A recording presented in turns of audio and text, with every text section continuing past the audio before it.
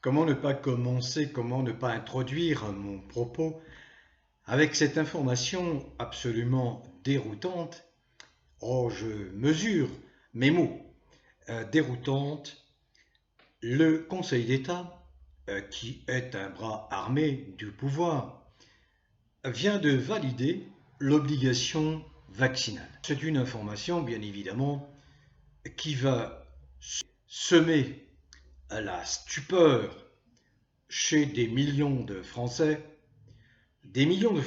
attachés à leur vie, à leur bien-être, des millions de Français qui se sont informés, pas par les réseaux de ces soi-disant médias grand public, bien sûr, que j'ai baptisé très vite, il y a une vingtaine d'années, les merdias, puisque étant issu du monde de la presse, j'ai bien vu dans quelle dérive cette presse allait sombrer. Il y a 20 ans déjà, il y a 20 ans déjà. Lorsque on ne respecte plus la charte des journalistes, la charte de Munich, ben ça veut dire qu'on est devenu des propagandistes au service de pouvoirs, que ce soit des pouvoirs politiques ou des pouvoirs économiques. Alors c'est la stupeur, mais il n'y a pas de surprise, parce que nous sommes dans un mouvement globaliste, mondialiste, qui veut à tout prix imprimer à l'humanité un mode de fonctionnement qui est contraire aux lois naturelles, contraire au rythme naturel, contraire à l'aspiration des êtres humains à vivre dans le bien-être. Une poignée d'êtres humains malveillants, mal intentionnés, malfaisants, pour dire un mot, un groupuscule, a réussi à s'emparer de toutes les manettes des pouvoirs, de tous les pouvoirs économiques, financiers, technologiques, biotechnologiques. Et c'est là où il s'est produit, on va dire il y a une centaine, une cinquantaine d'années, un schisme dans l'humanité. Schisme entre les êtres humains, à quelques pays qu'ils appartiennent, à quelque ethnie qu'ils appartiennent, à quelques races qu'ils appartiennent, parce que nous sommes identiques. Eh bien, il s'est produit un schisme. Alors, à quoi est dû ce schisme? Eh bien, à la nature humaine elle-même. La nature humaine, telle qu'elle a été conçue par probablement un créateur ou une création facétieuse, est malheureusement intrinsèquement fragile, innocente, crédule, naïve. Naïve. Ah, pas toutes, pas tous. Parce que cette nature humaine est composée, comme je l'ai maintes fois expliqué, d'être habitée par l'esprit, l'âme, la conscience. Donc, cette partie de l'humanité a accès à la transcendance, à la spiritualité. Elle est consciente qu'elle n'est pas que chair, os, qu'elle n'est pas que matérielle, mais qu'elle est également vivante sous une forme éthérée. Et puis, il y a une autre forme de nature humaine. Ce sont des êtres humains au sang-froid qui n'ont pas accès à cette transcendance, à la spiritualité. Là, nous sommes dans le monde de la métaphysique, c'est-à-dire que eux sont enfermés dans un monde exclusivement matériel.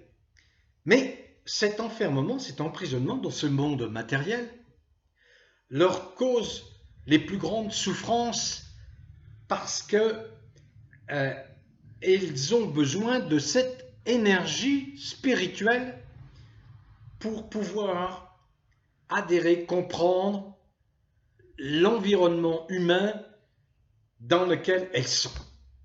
Et pour ce faire, eh bien, elles ont besoin de puiser l'énergie spirituelle dans les êtres humains qui sont, eux, dotés de cette dimension spirituelle, qui ont accès à la transcendance.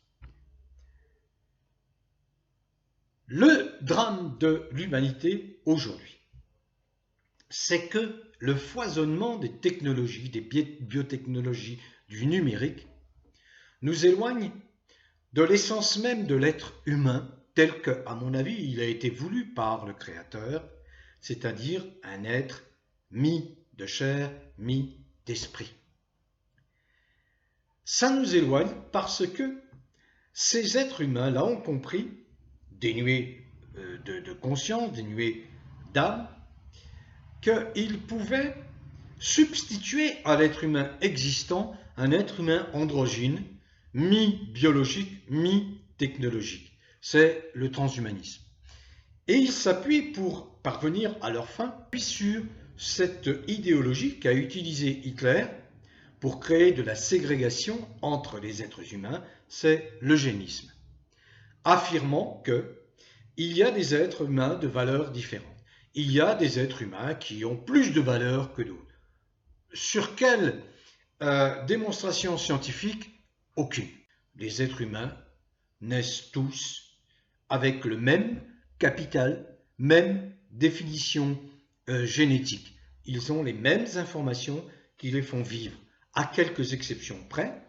Et effectivement, là, il y a à la marge, très à la marge, quelques anomalies dans le capital d'information qui permet à un organisme humain de vivre.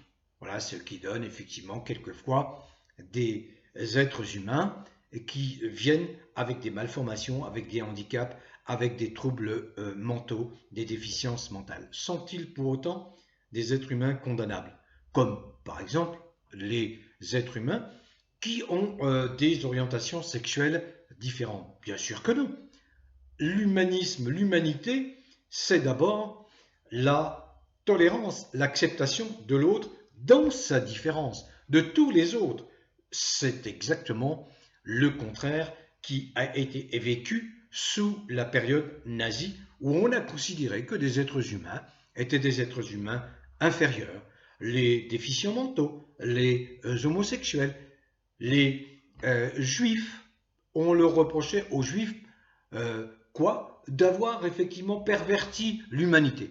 Bon, c'est un raccourci un petit peu simpliste et facile pour éliminer des ethnies, des êtres humains, des particularismes, les conflits, allez, le mot conflit est un peu fort, les différences d'appréciation intergénérationnelles sont vieilles comme le monde. On n'y échappe pas, c'est naturel.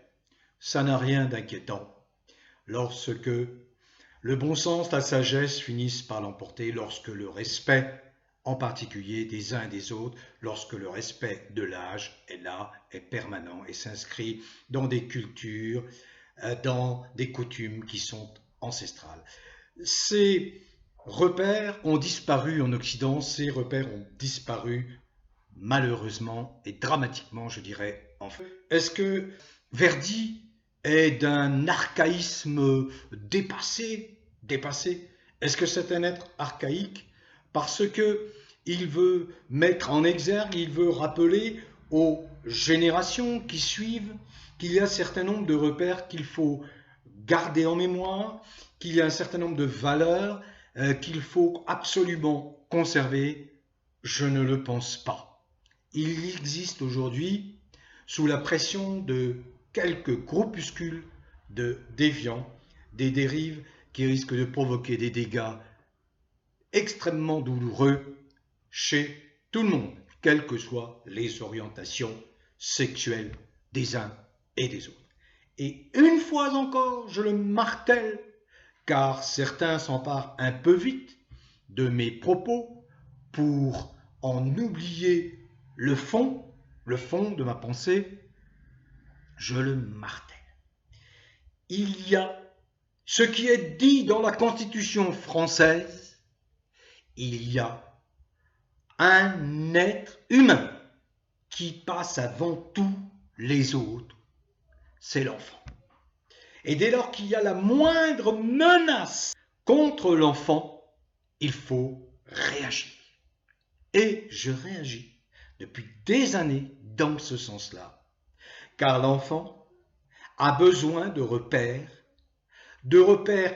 biologiques, de repères sociologiques, de repères affectifs, solides pour se construire dans la sérénité, avec un maximum de chances d'épanouissement. Je le redis, la nature a fait qu'il y a deux êtres sexués qui s'accouplent pour donner naissance à un enfant.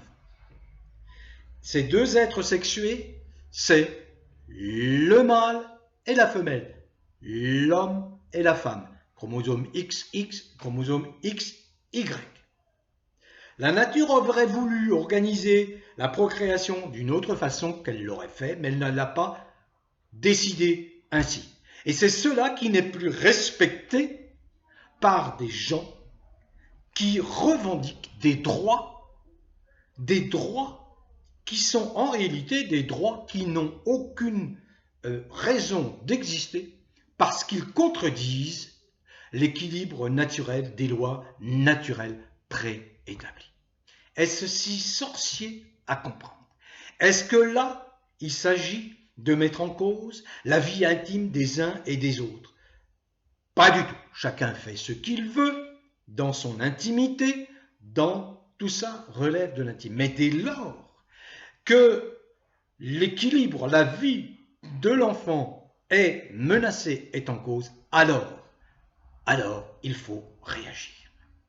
Et c'est ce qu'a fait Sylviane Akaczynski. Donc je vais remettre le lien qui s'est exprimé, Sylviane Akaczynski, qui est l'épouse de l'ancien Premier ministre socialiste Lionel Jospin, qui elle-même est philosophe.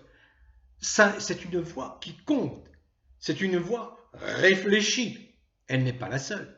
Je rappelle aussi la prise de position du président Poutine, empreinte d'une infinie sagesse, qui rappelle que seules prévalent les lois naturelles et non pas les délires de quelques-uns frustrés en mal de reconnaissance qui veulent absolument prétendre à des droits qui n'ont pas lieu d'être, tout simplement. Mais que chacun conserve la liberté de son corps, de ses orientations, dès lors, encore une fois, qu'elle n'atteigne pas, qu'elle n'attente pas, qu'elle ne soit pas dirigée contre les enfants comme l'est la pédophilie. Il est effectivement aujourd'hui très compliqué d'y voir clair. C'est la confusion complète, pas seulement en France, parce que nous avons un être qui est caricatural de ces gens qui veulent modifier la nature humaine. Il s'appelle Macron. Il a été parfaitement défini par d'éminents psychiatres, défini comme un psychopathe pervers, narcissique et déviant. Déviant en ce sens qu'il ne s'attache pas aux règles naturelles, mais qu'il veut les éliminer, ces lois naturelles. Il les élimine les unes après les autres pour faire valoir des comportements qui sont contre nature. Encore une fois, j'ai expliqué que la science ne progresse que par l'observation. Entre le moment où Ptolémée, ensuite Aristote, disent que c'est la Terre qui est au centre de l'univers, et l'arrivée de la révolution copernicienne, Copernic, qui démontre exactement le contraire. Reprise cette révolution copernicienne par Galilée, qui avec des instruments perfectionnés peut effectivement confirmer que nous sommes dans un système héliocentrique au centre duquel se trouve effectivement le Soleil. Il y a cette observation, je prends cet exemple, cette observation des scientifiques qui va à l'encontre des dogmes religieux. L'hérétisme est mis en avant par les dogmatiques chrétiens, mais pas uniquement chrétiens, qui s'appuient notamment par les écrits contenus dans la Bible, sur une information concernant l'univers, concernant le système solaire, qui est fausse et qui n'en démord pas. C'est ce que j'appelle le dogmatisme. C'est l'enfermement dogmatique dans un carcan et que l'on veut maintenir coûte que coûte à tout prix.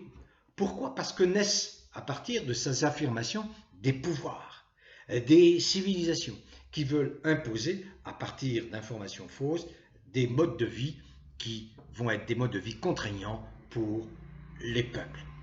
Que veulent faire ces mondialistes, à la tête desquels se trouve un individu qui n'a aucune légitimité, qui se trouve être Klaus Schwab, fils d'un nazi, Klaus Schwab, qui dirige le Forum économique mondial, qui réunit 6, 7, 8 pays dits les plus industrialisés, les plus avancés au monde. On a exclu la Russie il y a quelque temps, la Russie devenant gênante, n'étant pas un bon élève de ce Forum économique mondial. Mais Klaus Schwab n'a aucune légitimité. Il n'a jamais été élu, il ne représente que des intérêts économiques, que des influenceurs économiques. Or, il est établi que c'est ce Klaus Schwab, ce Forum économique mondial, qui donne les directives, comme ce club Bilderberg qui donne les directives et qui dirige le monde. Mais pas tout le monde, surtout le monde occidental. Monde occidental qui continue à maintenir son hégémonie, par exemple, sur le continent africain, qui a beaucoup de mal à s'émanciper, mais parce qu'il y a la mainmise du bras armé de ce club occidental depuis la fin de la Seconde Guerre mondiale et depuis la fin de la guerre froide, entre guillemets, la mainmise des États-Unis avec son arme qui est l'OTAN. Mais quand l'Afrique s'émancipera, comme le fait aujourd'hui la Russie, comme l'a fait depuis quelques décennies, en s'imposant sur le plan économique mondial la Chine, eh bien quand ces continents, notamment l'Afrique, s'émancipera, il en sera fini de ces concepts hégémoniques, morbides, mortifères pour l'humanité, répandus, maintenus par l'Occident.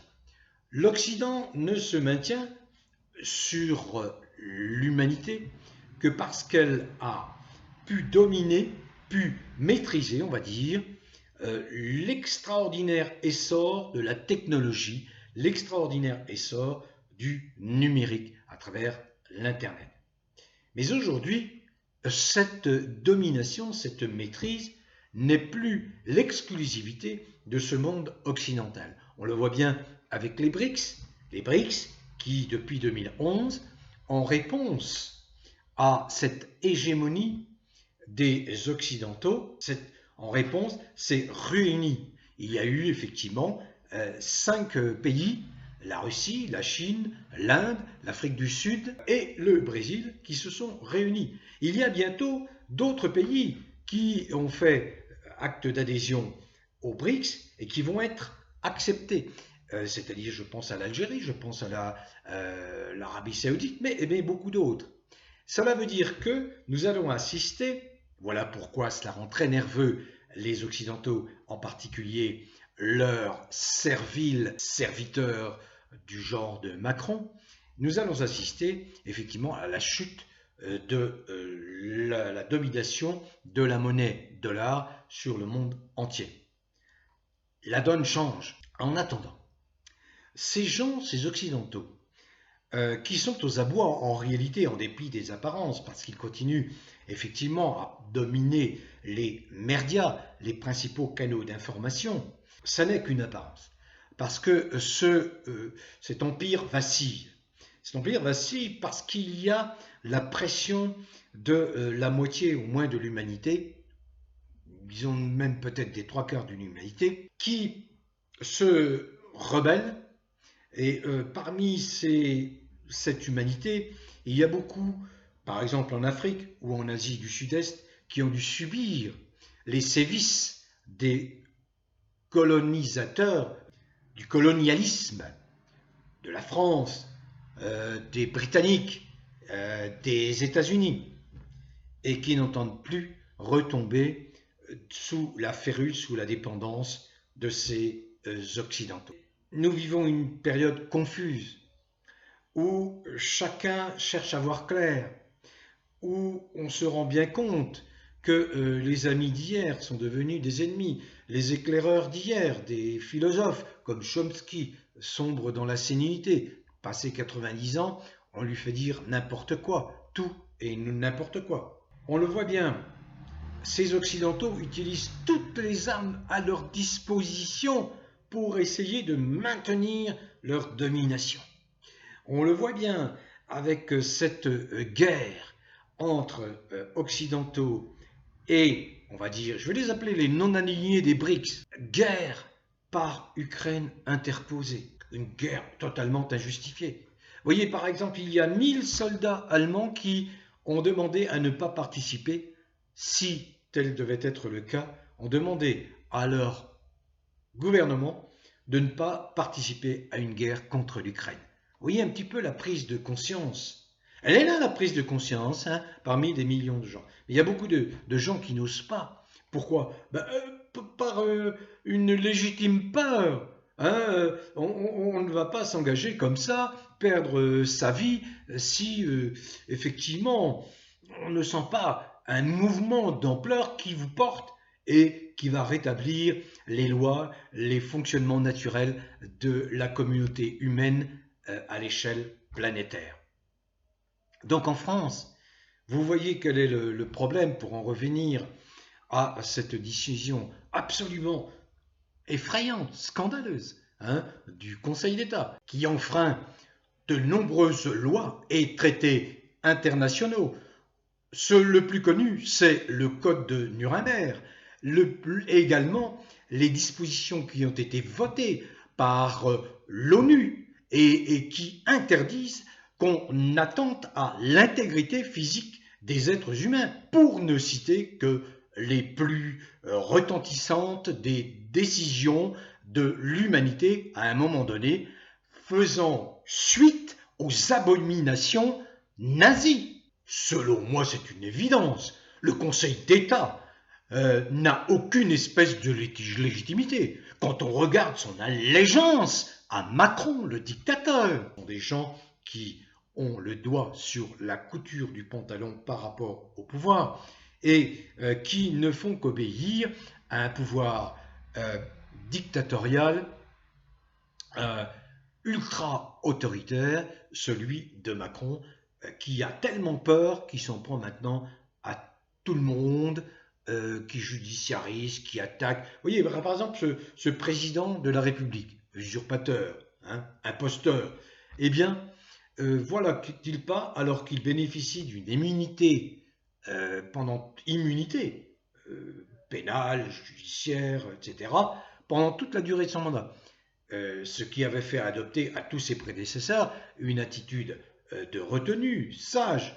Aucun n'allait se risquer à engager des procédures judiciaires contre des citoyens dans la mesure où ils sont protégés par cette immunité. Eh bien non. Celui qui a inauguré cette façon de faire, c'est Sarkozy. Alors quant à Macron, bon, écoutez, on sait qui il est, on sait comment il réagit, on sait à quelle catégorie de personnage il appartient, quelle est sa nature. Donc le voilà qui engage des procédures judiciaires contre tous ceux qui le dérangent, contre tous ceux qui le caricaturent. Bon. Et après ça, ce monsieur va défendre, soi-disant, des défenseurs des droits de l'homme lorsqu'il s'agit de pays qui lui déplaisent, qui ont une conception qui ne correspond pas à cette conception dépravée des échanges humains, dépravée, dégénérée des échanges humains. Voilà mon propos aujourd'hui pour vous dire que ce qui est compliqué dans cette phase que nous traversons, c'est que beaucoup de gens, y compris des gens qui nous entourent, qui nous sont proches, ont perdu la boussole, ont perdu toute capacité de réflexion, d'analyse, de discernement. Emportés qu'ils sont par leur, je vais vous le dire, par leur peur, par la paralysie que provoque le déferlement de désinformation goebbelsienne qui est le fruit qui est le travail de merdias qui sont aux mains de richissimes ultras comme ce fameux Draghi, cet israélo-franco je ne sais quoi, qui détient BF Merde TV, qui détient l'Express, qui détient enfin un certain nombre d'eux, qui se vantent de maîtriser tout la population française, mais qui ne se vantent pas d'avoir 50 milliards d'euros de dette. En d'autres temps, bien évidemment, Bercy se serait alerté de ce niveau d'endettement et aurait peut-être mis un peu d'ordre dans cette affaire-là. Mais non, là, on ne bouge pas puisque nous avons à la tête du pays un banquier rothschildien qui est aux ordres des mondialistes et qui exécute les ordres en serviteur zélé de ces mondialistes. Donc, ça n'est pas simple de trouver la lumière, ça n'est pas simple parce que nous sommes dans une période d'extrême tension. Tout peut exploser à tout moment. Alors, la réapparition des Gilets jaunes, et je vais conclure là-dessus, la réapparition des Gilets jaunes est une bonne chose. Alors, bien évidemment, les médias se gaussent, ils sont d'un ridicule consommé. Quand je vois BF Merde TV qui annonce qu'il n'y avait que 300 manifestants à Paris sur les informations données par Darmanin, bon, on voit bien que le ridicule ne tue pas, mais on est habitué. Mais je pense que cette réapparition au début de l'année 2023 des Gilets jaunes est fondamentalement une bonne chose. Simplement, c'est une amorce. Simplement, il ne faut pas se voiler la face. Ça n'est pas un énorme succès. Ce n'est pas une manifestation monstrueuse. On est loin du million, 2 millions, 3 millions nécessaires pour inverser le cours de l'histoire. Cela dit, je pense que c'est une réapparition très bonne, très positive. C'est une bonne amorce. Il faut qu'elle soit poursuivie, suivie d'autres apparitions et que la mobilisation s'amplifie. Je conclus en disant que nous ne devons rien attendre des parlementaires, quels qu'ils soient, quel que soit le parti politique, y compris la fausse gauche. Quand je voyais encore, je crois qu'il était en Guadeloupe, un Mélenchon portant ostensiblement la muselière, oui aujourd'hui. Donc il n'y a rien à attendre, car ces gens de la Chambre des députés ont officiellement, depuis les élections législatives de juin 2022, le pouvoir de changer radicalement les choses, le pouvoir de renverser Macron en se saisissant de l'article 68 de la Constitution et en engageant la procédure de destitution, telle que le préconise le seul homme politique éclairé, gaulliste, que je salue, qui s'appelle François Asselineau et qui le préconise depuis 2018. Il faut destituer Macron. C'est un individu qui va détruire la France et en Kurstad. Il détruit non seulement la France sociale, qu'il déteste, bien sûr, il déteste les gens modestes, il nous déteste, mais également la France économique, la France industrielle, les fleurons de la France, Encore dernièrement, il y a quelques semaines, là, mais quelques jours, il vient de confier une entreprise stratégique aux États-Unis. Il ne faut pas, et je prends toujours comme modèle De Gaulle, qui est ma référence, il ne faut pas lâcher prise. Mais on ne doit pas se payer debout en disant cela. Il ne faut pas lâcher prise, parce que tous ces gens jouent sur la peur, le fait que vous soyez paralysé, le fait que vous ayez perdu tout le sens des vraies valeurs humaines pour avancer dans leur entreprise de destruction de l'humanité entière à leur seul profit. Bon vent à tous, prenez soin de vous, portez-vous bien et surtout, continuez à cultiver le bien-être.